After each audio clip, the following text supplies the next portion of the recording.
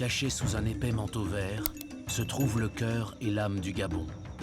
De cette forêt équatoriale qui couvre 80% de leur territoire, les Gabonais tirent l'essentiel de leur tradition, de leur médecine et de leurs ressources. Nous ne pouvons pas quitter la forêt, parce que c'est elle qui nous nourrit. Cette forêt, c'est notre temple, c'est notre patrimoine. Face à un monde moderne déconnecté de son environnement, des hommes et des femmes s'efforcent de renouer avec la forêt et d'en protéger les habitants. Ils sont les sentinelles du Gabon.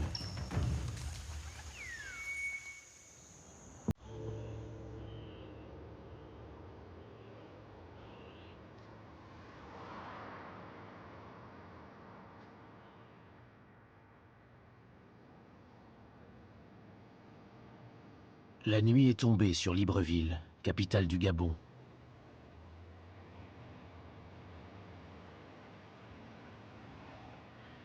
Attirés par les lumières artificielles de la ville et l'espoir d'une vie plus facile, près de la moitié de la population du pays s'est concentrée dans la métropole gabonaise.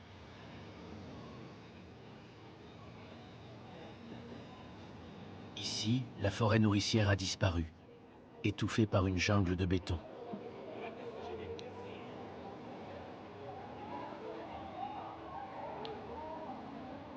Le marché nocturne est le point de rendez-vous des amateurs de football et des célibataires désœuvrés.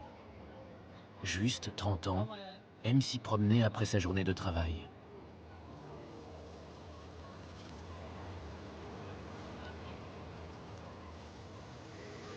Je suis un jeune homme qui vit à Libreville. Je fais de la maçonnerie, je fabrique des briques et de temps en temps, boire une bière avec les autres. C'est ça, ma vie à Libreville. Ici, on se voue à tout ce qui est facile. J'ai la sensation que nous avons perdu nos racines. La culture gabonaise, elle vient de la grande forêt. Autant que nous sommes, nous Gabonais, surtout à Libreville, nous avons perdu le sens de la forêt. Moi, pour ma part, pour retrouver la culture, je vais m'y rendre aux sources, dans la forêt. Demain, pour moi, est un grand jour. Je me sens un peu crispé, un peu peur parce que je ne sais pas ce qui m'attend. Franchement, je ne sais pas. Mais ce demain, je vais rencontrer mon père initiatique.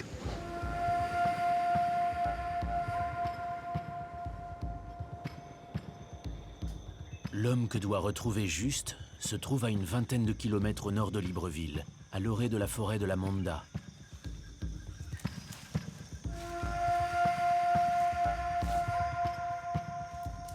C'est là que vit et exerce Romulus.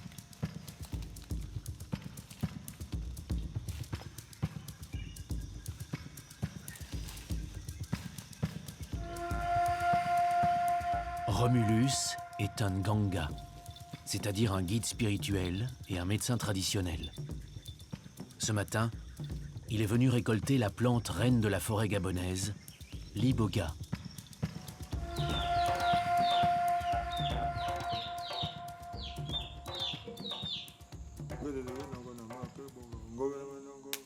Qu'elle soit séchée et réduite en poudre ou avalée brute, la racine d'iboga provoque chez celui qui l'ingère en petite quantité un effet stimulant et à forte dose, de puissantes visions.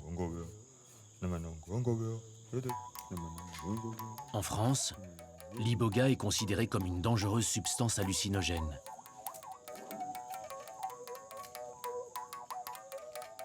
Mais pour les adeptes du Bwiti, l'iboga est le bois sacré.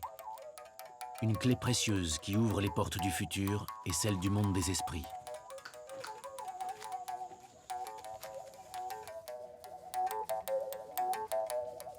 Le Bwiti est bien des choses.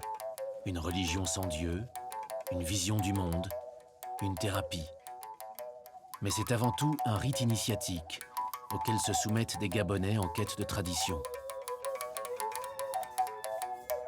Yannick et Juste se maquillent au kaolin blanc, couleur des apprentis, car ils vont être initiés aujourd'hui. Grâce à l'iboga, ils espèrent entrevoir leur futur et comprendre les obstacles qui jonchent leur chemin. Le Bwiti, ça va vers la sagesse et ça amène l'homme dans la droiture. C'est un moment important pour moi parce que je vais découvrir beaucoup de choses qui se passent dans ma vie et dans le monde. Pour nous, le Bwiti, c'est une manière de reprendre contact avec la forêt. Voilà. On est maintenant à l'heure là où vous devez croiser les chenilles de la rivière. Le Libora, c'est la communion des ancêtres. Les génies que vous allez trouver là-bas doivent déjà ressentir dans votre haleine le bois sacré. Là maintenant, il est l'heure de la traverser.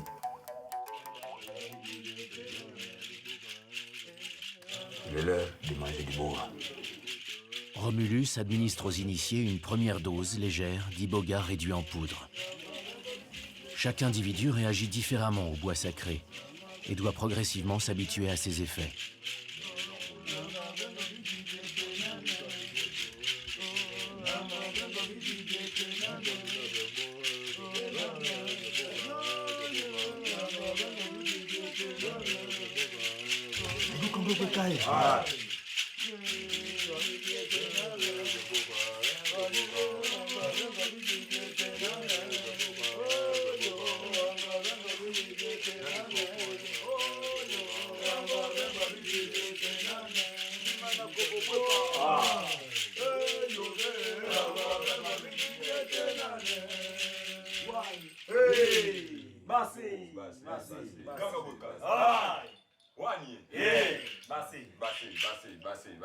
Maintenant, on a fini de se préparer. On s'en va maintenant pour la rivière. Allez vous laver et vous apprêter pour le voyage astral.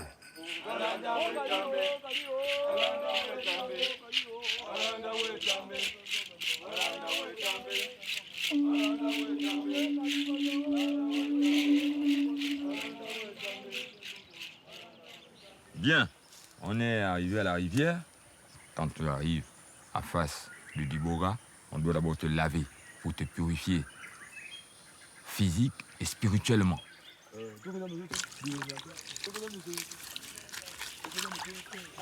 Basé.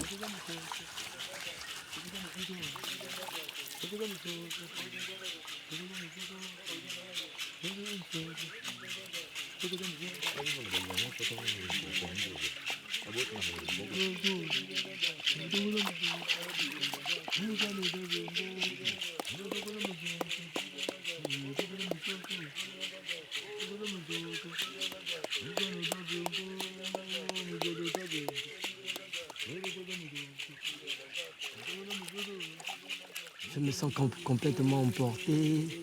Je sens des frissons à chaque fois. Je grelotte. Je sens les présences. Je ressens qu'il y a des gens autour de moi qui m'observent. Le génie de la rivière, par exemple. Il m'a répondu. Le génie de la forêt, il m'a répondu. Là maintenant, vous êtes face au Bwiti. Vous devez me dire tout ce que vous voyez dans l'eau là. La forêt est bourrée d'entités. Et ils aiment les gens qui sont dans l'Iboga. Quand ils savent que dans l'Iboga, ils cherchent à se montrer à toi. Parce que moi je les vois. À l'heure actuelle, moi je les vois. À vous la parole. Sur le palmier là-bas, je vois le visage d'un homme. Un jeune homme. Bassé. Maquillé. Bassé. Avec un chapeau rouge sur la tête. Et à côté de lui, il y a un canard. Bassé. Bassé. Bassé. Bassé. Bassé. Bassé. Ça, c'est les génies que vous avez attirés qui sont déjà venus vous saluer. Bassé. Juste. Bassé. Sous l'effet de l'iboga, Juste semble percevoir un monde des esprits, tout en restant parfaitement cohérent. Aujourd'hui, je me sens un autre homme que ce que j'étais hier. Hier, je suis venu tout pâle, tout triste. Je me sentais très lourd. Mais ce matin, je suis très léger, je suis très grand, je suis tout beau. Je suis heureux. Voilà, je suis bien heureux. J'ai vu tout ce que je voulais voir. J'ai vu mon mariage, j'ai vu mes promotions, j'ai vu mon travail, j'ai vu mes enfants. J'ai tout vu. Et je pars, je veux partir, je serai heureux. Parce que j'ai vu, je sais ce qui m'attend. Grâce à l'Iboga. Quelques heures plus tard, la veillée commence. Les adeptes sont réunis pour chanter les louanges des ancêtres et des génies et demander la guérison de tous les maux qui les affectent.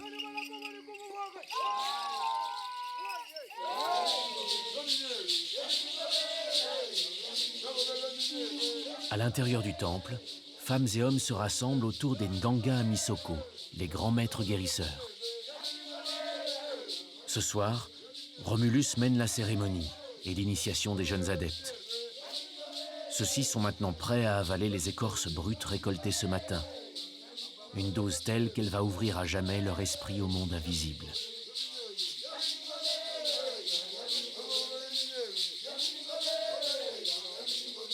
En goûtant à l'amertume de l'iboga, Juste vient de devenir un initié Bwiti.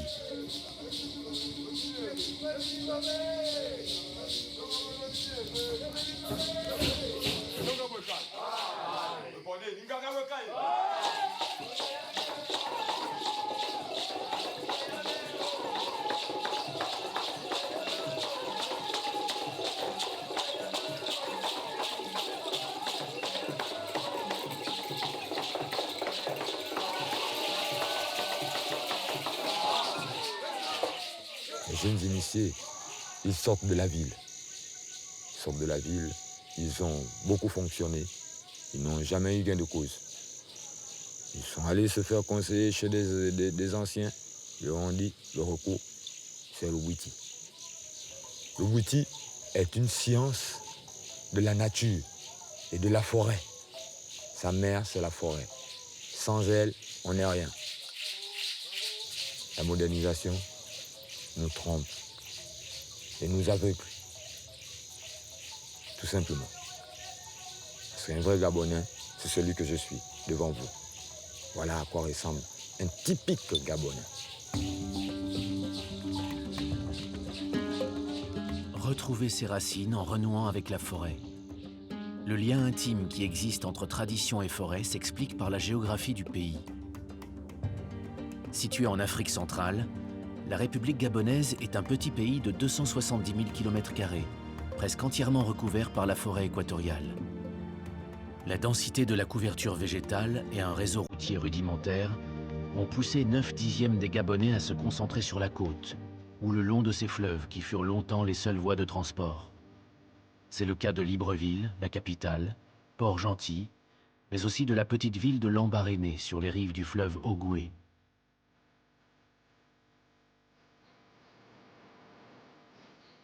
Lambaréné est entré dans la légende avec ce lieu mythique, l'hôpital Albert Schweitzer.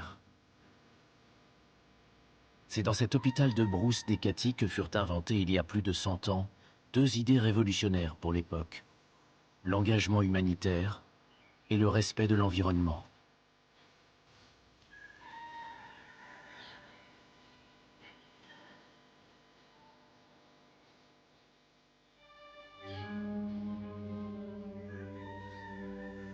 Praxed est l'une des 80 infirmières que compte l'hôpital.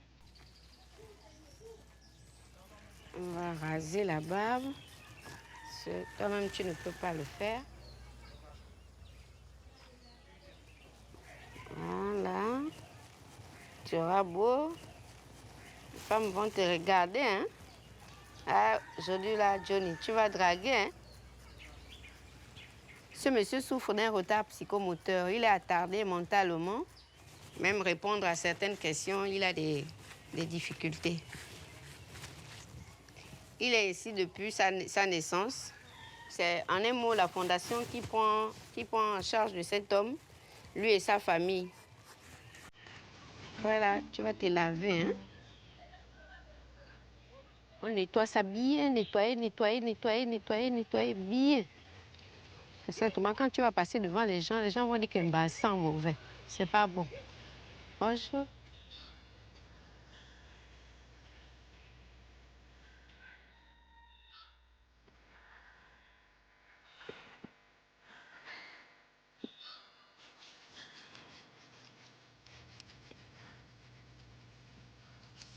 Johnny, ça te fait du bien, là. On te gratte le dos. Il y a ceux qui t'envient, là.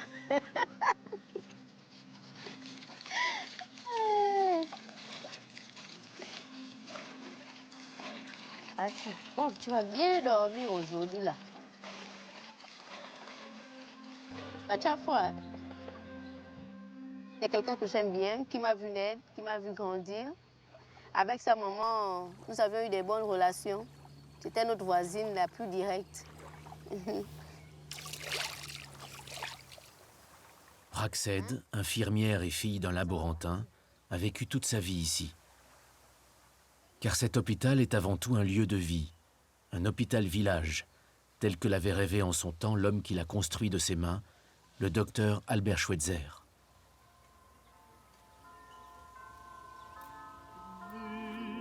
Lorsqu'Albert Schweitzer arrive en 1913, le Gabon fait partie de l'Afrique équatoriale française. Fraîchement diplômé en médecine et pétri de foi chrétienne, ce jeune utopiste cherche à expier les crimes de la colonisation et à soulager une partie des souffrances de l'Afrique. C'est à Lambaréné, à l'orée de la forêt vierge, comme il l'écrira plus tard, qu'il décide de bâtir son hôpital idéal. Une clinique gratuite, conçue comme un village africain, où les familles des patients participeraient activement aux soins et à la guérison des malades. Un lieu où toute vie serait sacrée, qu'elle soit humaine ou animale.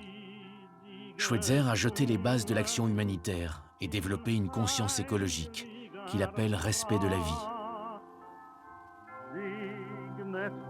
40 ans plus tard, dans les années 50, le bon docteur est devenu une star planétaire et son hôpital reçoit des dons du monde entier. Schweitzer obtient en 1952 le prix Nobel et avec la dotation de 33 000 $ qui lui est attribuée, finance la construction d'un bâtiment pour ses patients lépreux, le Village Lumière. Et c'est là, plus de 50 ans après la mort de Schweitzer, qu'est attendu Praxède aujourd'hui. Bonjour. Ah, vous êtes là. Je vais regarder si j'ai des médicaments pour vous là-bas.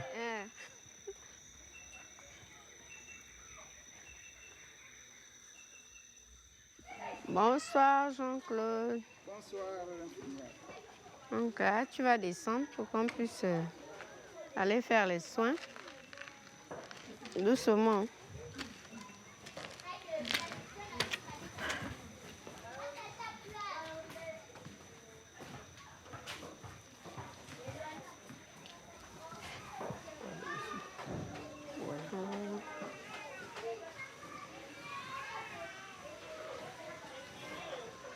Jean-Claude, qui est atteint de la lèpre, vit depuis 1978 au Village Lumière. C'est un peu purulent. Il a travaillé plusieurs années ici en tant que laborantin, avant de prendre sa retraite. Faut supporter, oh, parce que je vais appuyer.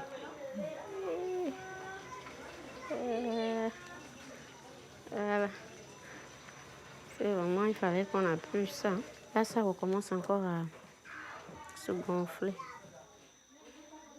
Après la mort de Schweitzer, le Village Lumière s'est lentement dégradé et s'est vidé de sa substance.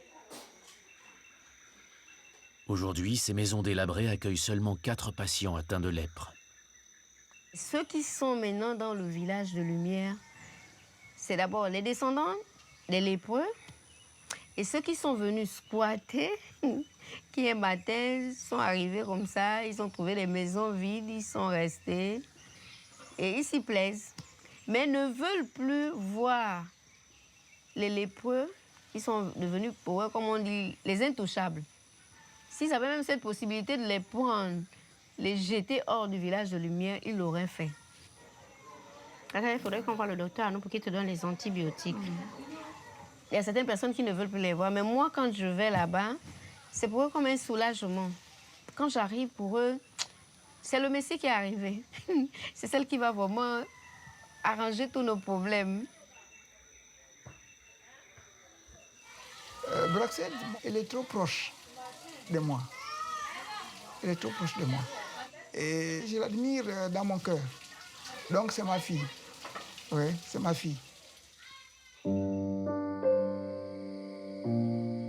Un demi-siècle après la mort de Schweitzer, l'hôpital village n'est plus que l'ombre de lui-même. Lâché par l'État gabonais, boudé par les patients qui lui préfèrent des cliniques plus modernes, l'hôpital fait aujourd'hui face à de graves difficultés financières et la grogne d'un personnel soignant qui s'estime sous-payé.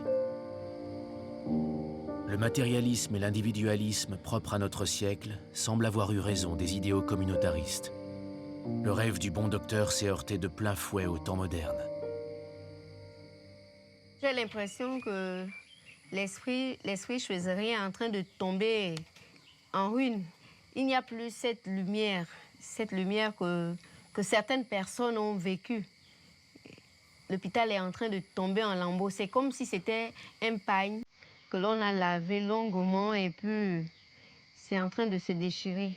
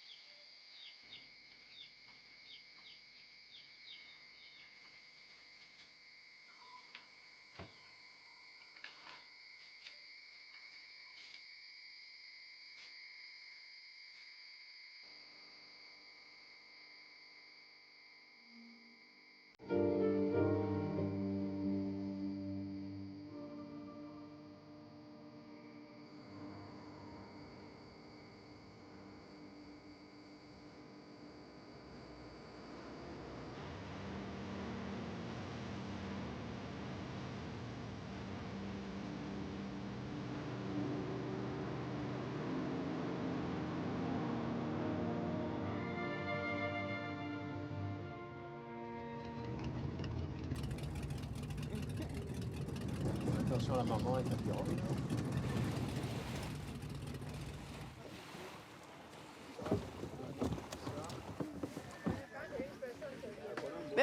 Bonjour tout le monde.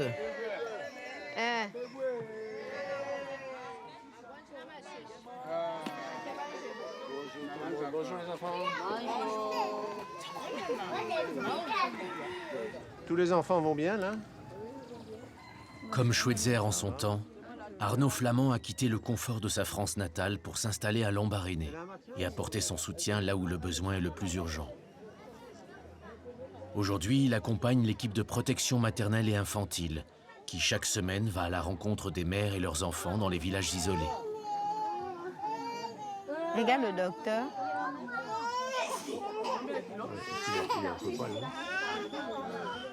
Bon, il dort avec la moustiquaire? Oh, elle ne se sent pas bien. Hein? La petite, elle est malade, elle a le vertige. Là, c'est le palu. Là, c'est le palu. Elle veut vomir, C'est le palu. Elle chauffe là? Le docteur, elle rejette. Prends sa température. Laisse d'abord, enlève d'abord la bouteille, Quand tu veux vomir, tu dis. Maman, c'est ta fille aussi?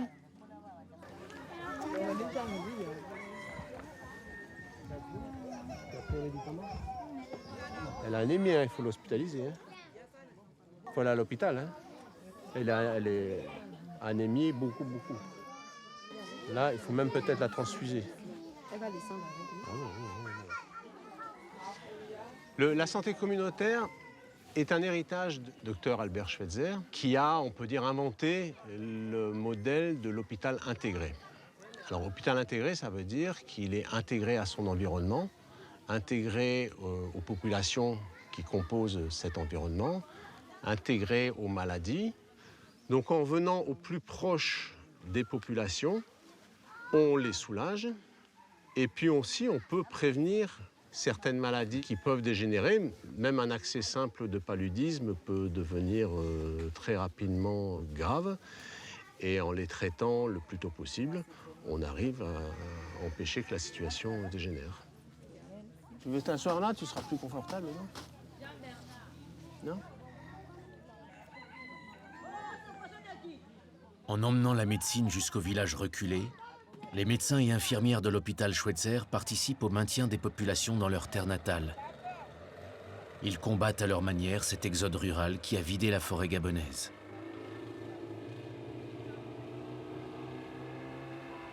Un hôpital qui préserve le lien entre l'homme et la nature qui l'entoure. C'était la vision du docteur Schweitzer.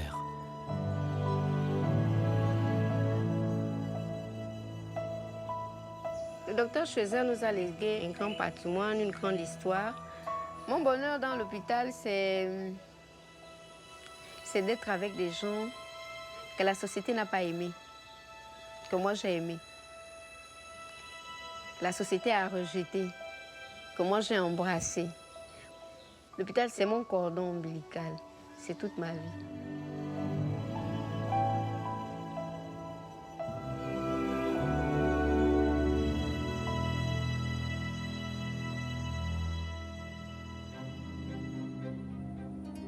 Au sud-est de l'Ambaréné et jusqu'à la frontière congolaise au sud, s'étendent les massifs du Mayombe et du Chaillu, où reliefs accidentés et végétation foisonnante ont freiné l'expansion humaine. C'est ici que se trouve le cœur intouché de la grande forêt. Un océan vert, d'où émergent quelques îlots de vie humaine.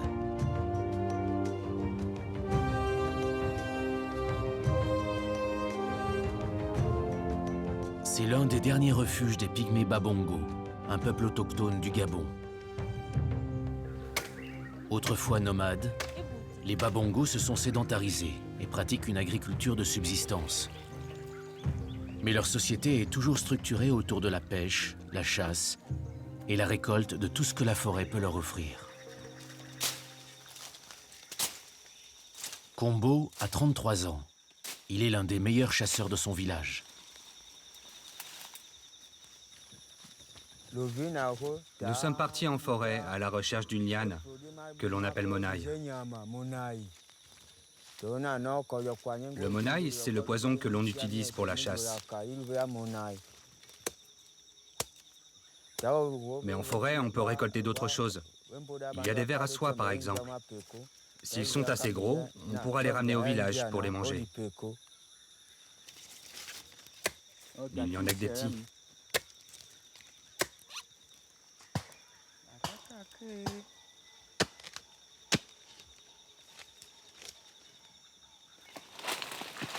Kombo, ici, viens voir.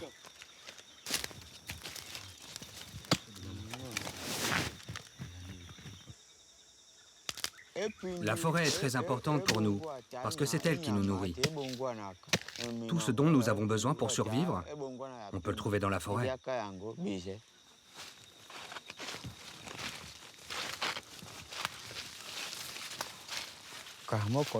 On y est, on va contourner.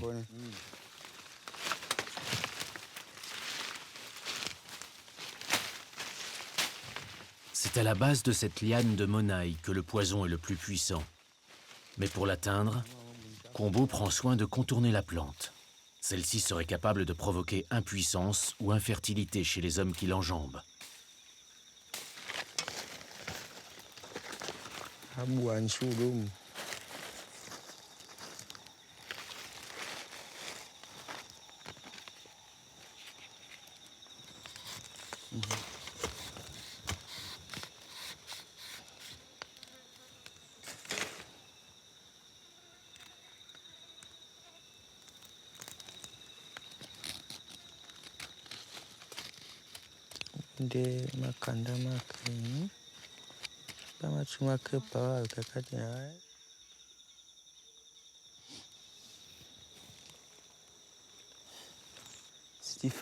Si tu as une petite blessure et que tu touches ça, tu es foutu. Bon, on en a assez. Laisse pas traîner ton bout de bois. Non, je vais le planter dans le sol. Les bêtes viennent ici. S'il y en a une qui lèche le poison sur le racloir, elle va mourir sur place.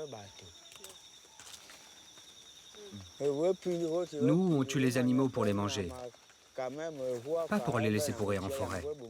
Ça ne me plaît pas. Nous sommes les gardiens de ce lieu. Il faut éviter le gaspillage à l'intérieur de la forêt.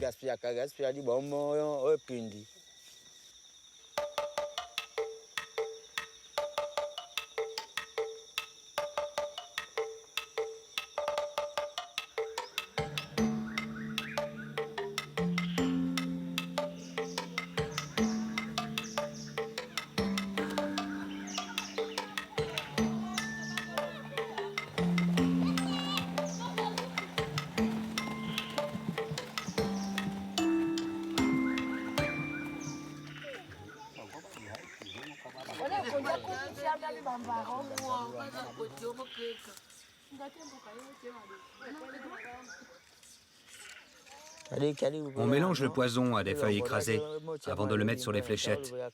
Et après, on ira à la chasse avec les flèches empoisonnées. Cette technique nous vient de nos ancêtres. Moi, c'est mon oncle qui, avant de mourir, m'a emmené en forêt pour m'apprendre à récolter et préparer le monaï. En principe, dans toute la communauté pygmée du Gabon, tout homme est capable de préparer le poison et de chasser avec.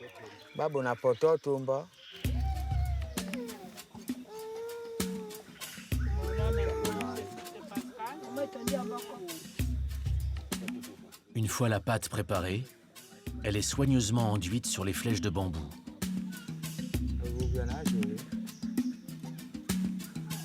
La pointe empoisonnée est ensuite séchée au-dessus du feu pour mieux adhérer au bois. L'empennage des fléchettes, coupées dans une feuille dure, provient lui aussi de la forêt. Tout comme la corde en rotin et l'arc fait d'un bois solide courbé à la chaleur. D'une 60aine de centimètres à peine, celui-ci est adapté à la taille des chasseurs pygmées et redoutable à courte distance.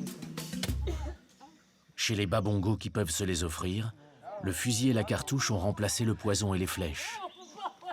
Mais la chasse à l'arc accompagne encore les grands moments de la vie du village. À l'intérieur de cette case, Marceline, l'épouse de Kombu, vit cloîtrée en compagnie de sa mère. Dans la tradition babongo, les femmes entrent en réclusion avec leur nouveau-né immédiatement après l'accouchement, pour n'en sortir qu'au bout de 2 ou 3 mois, une fois totalement remise. La sortie de Marceline et de son bébé est prévue pour demain, un rite de passage qui sera dûment célébré dans le petit village de Chibanga. La cérémonie de demain va permettre à mon enfant de sortir, de se promener en sécurité, de ne pas tomber malade et va tous nous protéger dans le village. Cet enfant avait un frère jumeau mort à la naissance. Il n'en est que plus spécial aux yeux de la communauté babongo. Les jumeaux, pour nous, c'est quelque chose de rare. Dans un village, c'est la joie. Parce que cela veut dire que les génies ont béni le village. J'ai perdu un de mes 2 jumeaux, mais ça reste une bénédiction. Avec cet enfant, les génies nous protègent.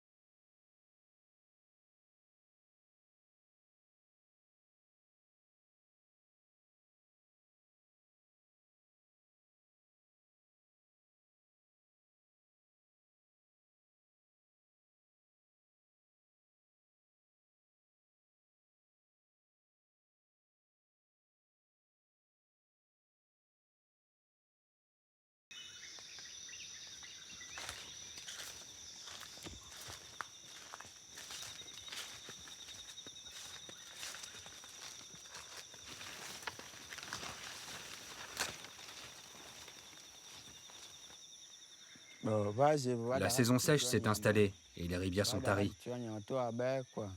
Les bêtes sont parties plus loin. En cette saison, c'est très difficile de trouver du gibier.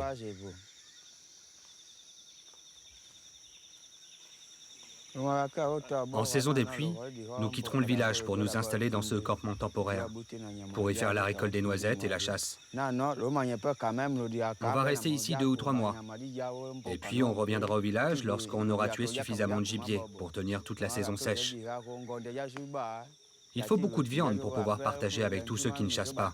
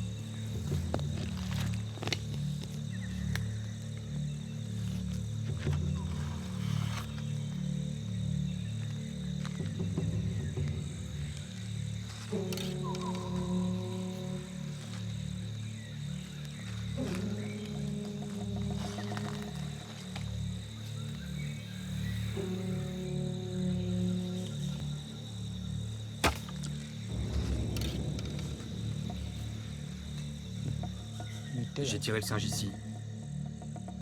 Ensuite, il est parti vers là-bas. Il est entre les branches et les lianes. Il s'est arrêté. Il est resté accroché là-haut. Il est mort. Oui, je crois qu'il est mort. Le poison, qui agit instantanément une fois qu'il a pénétré le système sanguin, a tué la proie en moins d'1 minute. C'est un moustaque bleu, une espèce commune dont la survie n'est pas menacée. Kombo a réussi un coup de maître en lui plantant la flèche entre les 2 yeux. Pour nous, au village, c'est très important d'avoir des chasseurs habiles. Parce que le gibier est partagé par toute la communauté. Un chasseur ne peut pas manger seul dans son coin, parce que ça va frustrer les autres. Et quand ils tueront quelque chose, ils ne partageront pas non plus. Et ça, ce serait la fin de l'harmonie dans la communauté Babongo.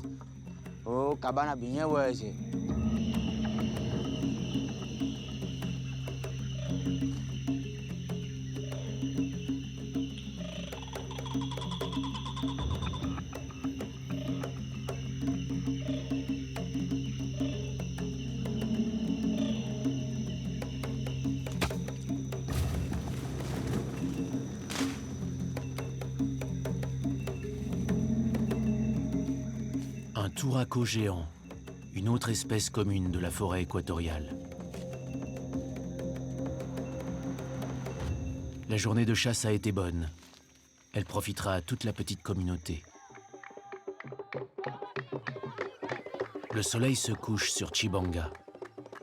Ce soir, l'épouse et le fils de Kombo vont sortir de réclusion.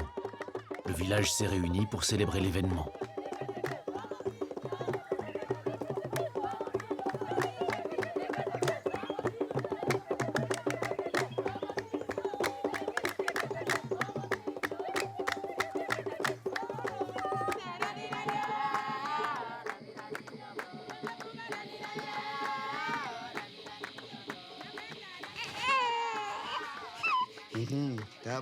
Kombo, voilà ta femme et ton enfant. Garde-les bien. Les génies vous protègent.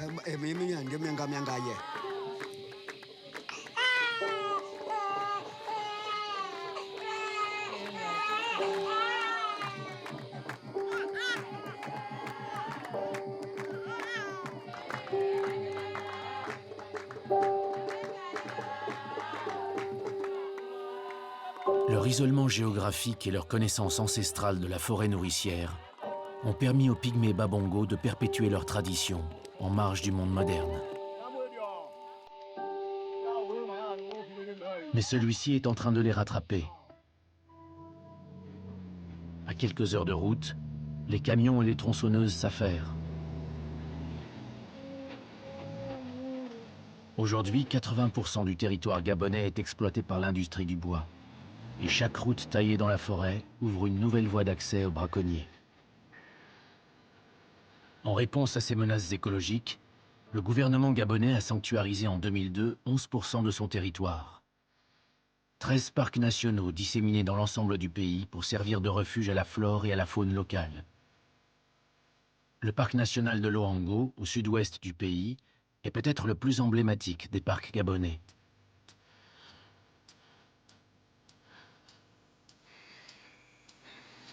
« 1500 km² de plages, de lagunes, mangroves et forêts ont valu à Loango le surnom de dernier Éden africain.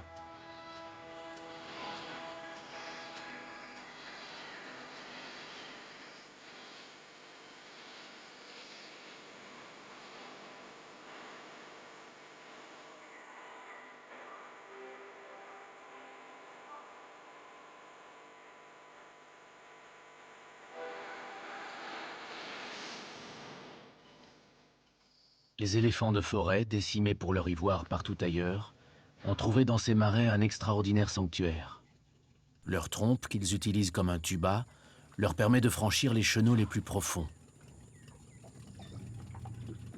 Sonia, une primatologue espagnole en poste à Loango, profite ici de quelques heures de temps libre.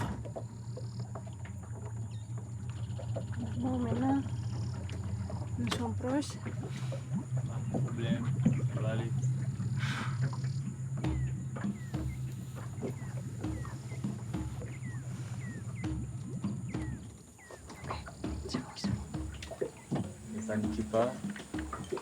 Les éléphants sont souvent comme ça, généralement. C'est souvent des charges d'intimidation.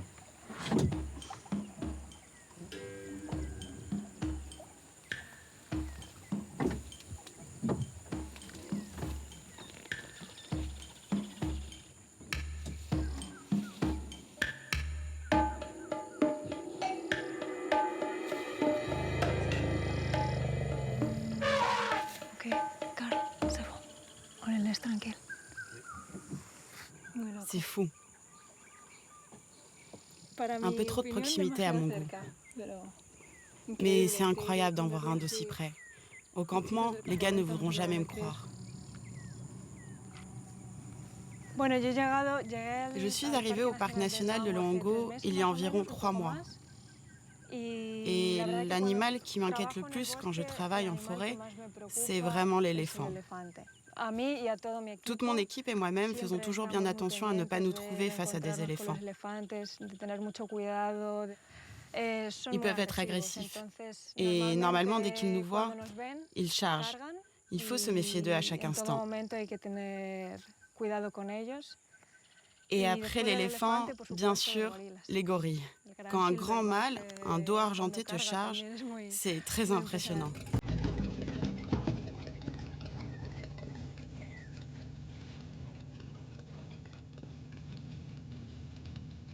Sonia vit et travaille au cœur de Loango, dans la station de recherche sur les gorilles.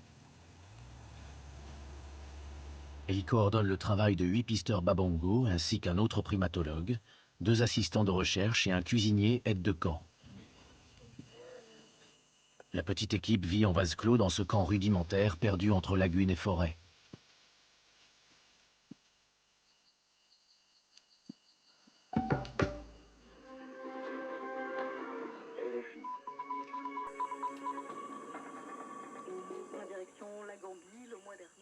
La vie au campement est très simple.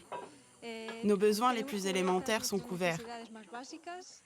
On a notre chambre, notre intimité, notre lit, mais aucun luxe. Les gens qui nous rendent visite sont toujours un peu choqués par notre vie ici. Par le fait qu'on se douche avec une carafe et l'eau de la lagune. Mais en réalité, nous autres occidentaux avons totalement perdu notre lien à la nature et je trouve cela très triste.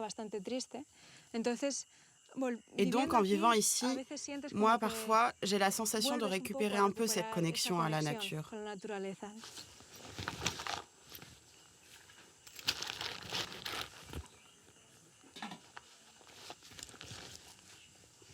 Chaque matin, 2 équipes différentes quittent le camp pour s'enfoncer dans la forêt, à la recherche des gorilles. Leur but ? Tenter d'établir un contact et le maintenir pour mieux comprendre le comportement des gorilles des plaines.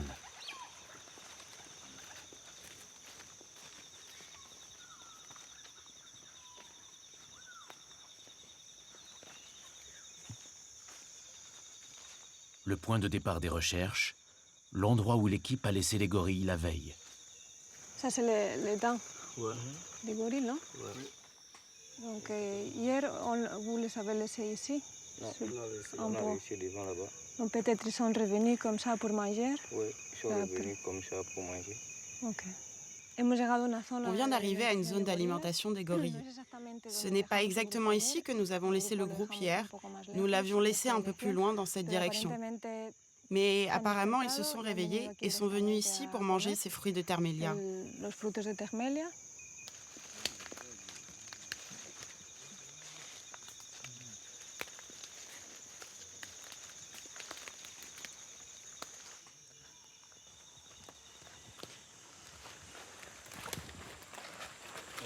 Ici, pour ce matin. Ça, c'est les gorilles? Oui, c'est ça aussi. Okay. Tu crois que ça fait longtemps qu'ils sont passés? Ils sont passés à partir du matin vers 8 heures. Ici aussi. Hein?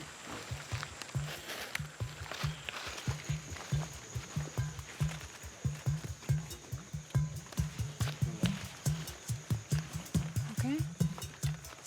Oui.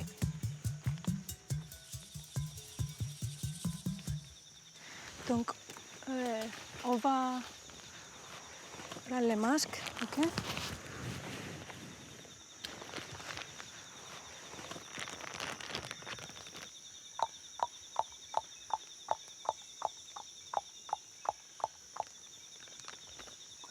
Vale, pues ya hemos encontrado el grupo. Nous avons trouvé le groupe. Ils sont à environ 10 mètres dans cette direction, dans les arbres. Lorsque nous nous approchons, nous faisons ce son pour qu'ils l'associent à notre présence.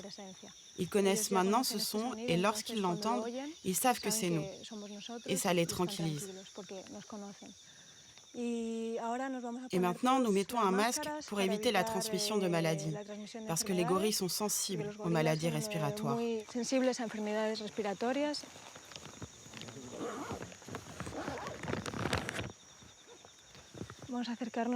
On va s'approcher lentement du groupe, parce que même si on voit des individus dans les arbres, on ne sait pas où se trouve le dos argenté.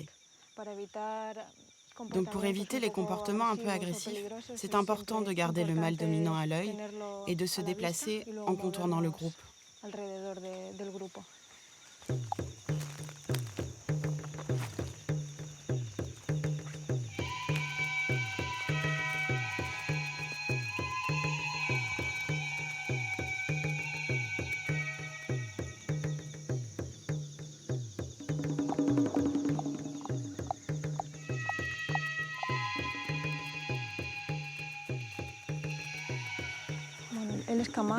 Là, c'est Kamaya, le mâle dominant du groupe.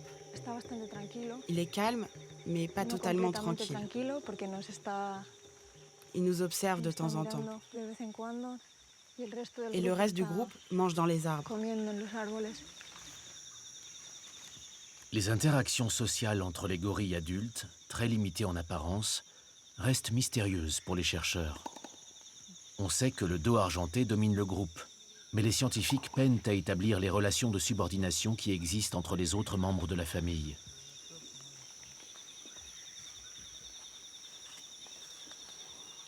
Lorsqu'un fruit tombe de l'arbre, il devrait en théorie échoir au dominant le plus proche.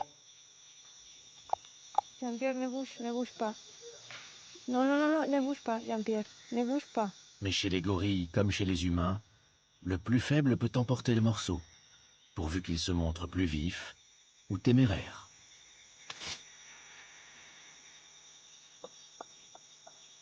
Waka, il est assis là pour être quelque chose. Tu sais pourquoi? Le fruit qui est là, il y a un fruit là, juste à côté de nous.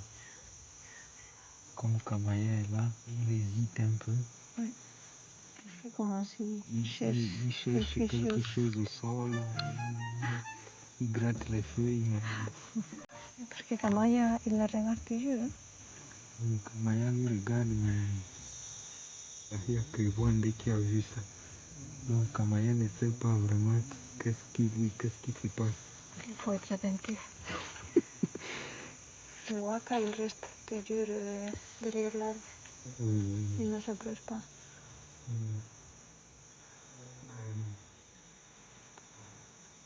Le Wande est venu le Waka. Kamaya, le Wande Waka. Voilà.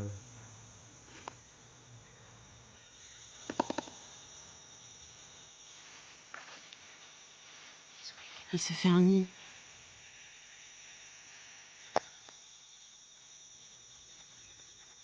Toute la journée, les gorilles alternent phases de déplacement, d'alimentation, jeux et repos jusqu'au soir, où ils regagnent les arbres et font leur nid pour la nuit.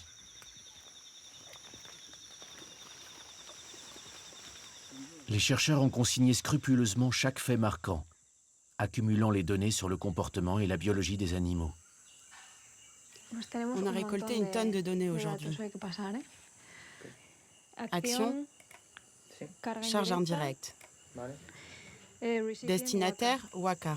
Un travail de fourmi, indispensable pour mieux comprendre, et donc mieux protéger les gorilles des plaines. On me demande souvent pourquoi es-tu autant obsédé par ces gorilles. Et je n'ai pas de réponse logique.